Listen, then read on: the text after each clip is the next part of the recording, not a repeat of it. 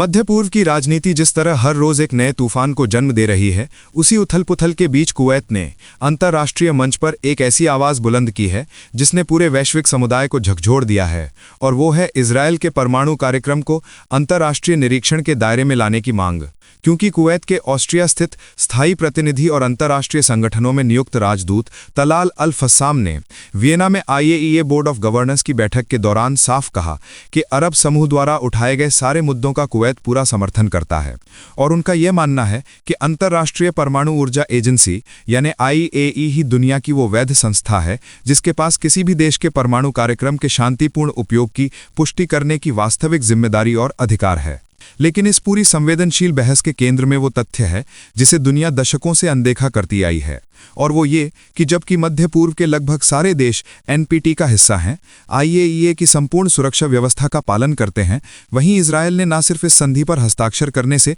खुद को दूर रखा है, बल्कि उसने वर्षों से अपनी परमाणु सुविधाओं को अंतर्राष्ट्रीय निरीक्षण के दायरे से बाहर रखा हुआ है। और इसी वजह से 1995 से लेकर अब तक NPT पुनरावलोकन सम्मेलनों में जिस nuclear weapon free middle east के लक्ष्य को लेकर बार बार प्रस्ताव आए, उनमें भी इजरायल की ओर से किसी सहयोग या तत्परता का संकेत मुश्किल से देखने को मिला। जबकि संयुक्त राष्ट्र सुरक्षा परिषद का प्रस्ताव 487 स्पष्ट निर्देश देता है कि इजरायल को अपनी सैन्य परमाणु संरचनाओं को अंतर्राष्ट्रीय सुरक्षा व्यवस्थाओं के लिए खोलना चाहिए, और 2009 में IAEA की 53वीं सामान्य सभा में भी इस विषय पर समान बात कही जा चुकी है। लेकिन वर्षों बाद भी स्थिति जस की तस बनी हुई है, और इन्हीं ठहरावों को देखते हुए कुवैत ने यह जोर दिया है कि जब तक इजरायल की परमाणु क्षमताओं और सुरक्षा निगरानी के विषय में ठोस प्रगति नहीं होती, तब तक ये मुद्दा IAEA की कार्यसूची में हमेशा शामिल रहना चाहिए और अंतर्राष्ट्रीय समुदाय को अपनी जिम्मेदारी निभानी चाहिए ताकि क्षेत्र में परमाणु पारदर्शिता स्थापित हो सके।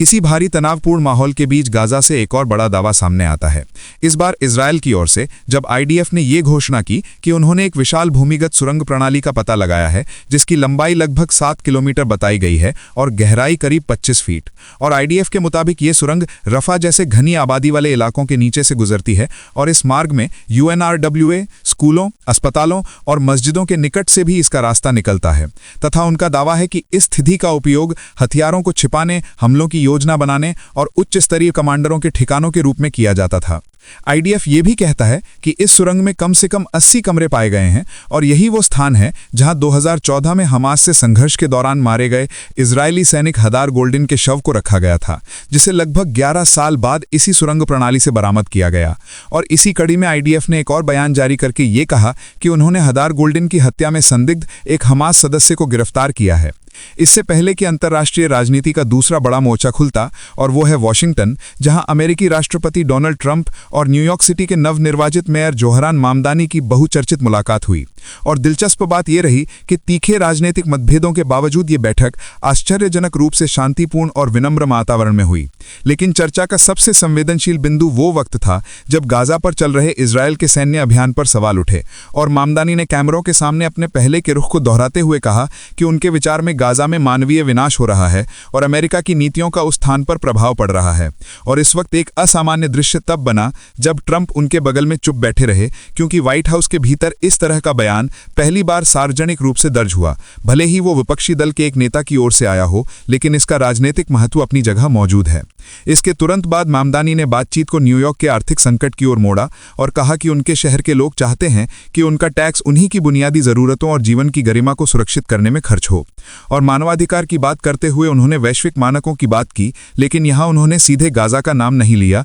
जो कि राजनीतिक संतुलन की एक स्पष्ट कोशिश थी। इस सबके बीच वैश्विक तनाव की तीसरी लहर यूरोप और रूस के मोर्चे पर दिखाई देती है, जहां ब्रिटिश अखबार द टाइम्स की रिपोर्ट कहती है कि राष्ट्रपति ट्रंप को लगता है कि यूक्रेनी राष्ट्रपति वोलोदिमिर ज़ेलेंस्की संघर्ष समाधान के मुद्दे पर स्पष्टता नहीं दिखा रहे और बेहतर सौदे की उम्मीद में कुछ चीजें छिपा रहे हैं, क्योंकि व्हाइट हाउस में फरवरी में ज़ेलेंस्की से मुलाकात के बावजूद ट्रंप का मानना नहीं बदला है कि यूक्रेन एक असुविधाजनक स्थिति में है और अमेरिकी समर्थन के बिना आगे टिक पाना उनके लिए चुनौतीपूर्ण होगा। और इसी संदर्भ में उन्होंने चेतावनी भी है कि यदि कीव किसी समझौते पर तैयार नहीं होता तो वॉशिंगटन सैन्य और खुफिया सहायता वापस ले सकता है। और वहीं खबर ये भी आई कि कीव में 20 नवंबर की बैठक में अमेरिकी सेना सचिव डैनियल ड्रिस्कॉल के नेतृत्व में एक प्रतिनिधि मंडल ने जेलेंस्की को ट्रंप की 28 दफा वाली शांति योजना सौंपी है, जो कि फाइनेंशियल टाइम्स के अनुसार कीव से बड़े समझौतों की मांग करती है। और फिर अगले दिन रॉयटर्स ने यह रिपोर्ट की कि अमेरिका ने 27 नवंबर तक इस योजना पर हस्ताक्षर की समय सीमा तय कर दी है, अन्यथा मैंने सहायता सीमित की जा सकती है।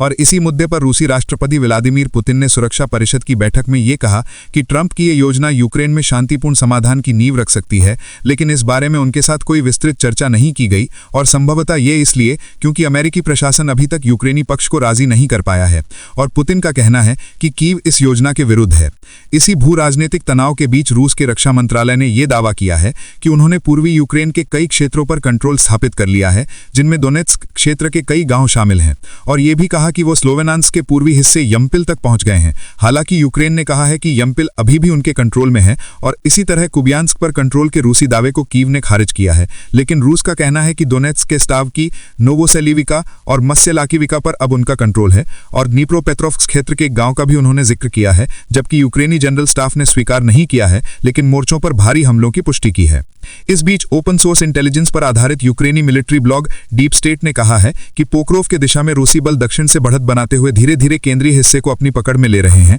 और ये उसी बड़े अभियान का हिस्सा है जिसमें रूस धीरे धीरे दोनबास के संपूर्ण क्षेत्र को नियंत्रित करने की कोशिश कर रहा है। और दक्षिणी जापोलेजिया की दिशा में भी उन्होंने कुछ अग्रगति दर्ज की है, जहां रूस अभी यूक्रेन के लगभग 19% क्षेत्र पर नियंत्रण की स्थिति बना चुका है। और इस तरह युद्ध, राजनीति, कूटनीति और मानवीय संकट की इन तीनों बड़ी धाराओं के बीच दुनिया एक ऐसे मोड़ पर खड़ी है जहां हर बयान, हर कदम और हर स्ट्रैटेजी पूरे भू राजनीतिक समीकरण को बदलने की क्षमता रखती है। और यही वो क्षण है जब अंतर्राष्ट्रीय समुदाय से जिम्मेदारी, पारदर्शिता और संतुलित निर्णय की उम्मीद पहले से कहीं अधिक बढ़ गई है, क्योंकि ये सिर्फ हथियारों, योजनाओं या जमीन के कब्जे का सवाल नहीं, बल्कि पूरी दुनिया की सामूहिक स्थिरता का सवाल बन चुका है।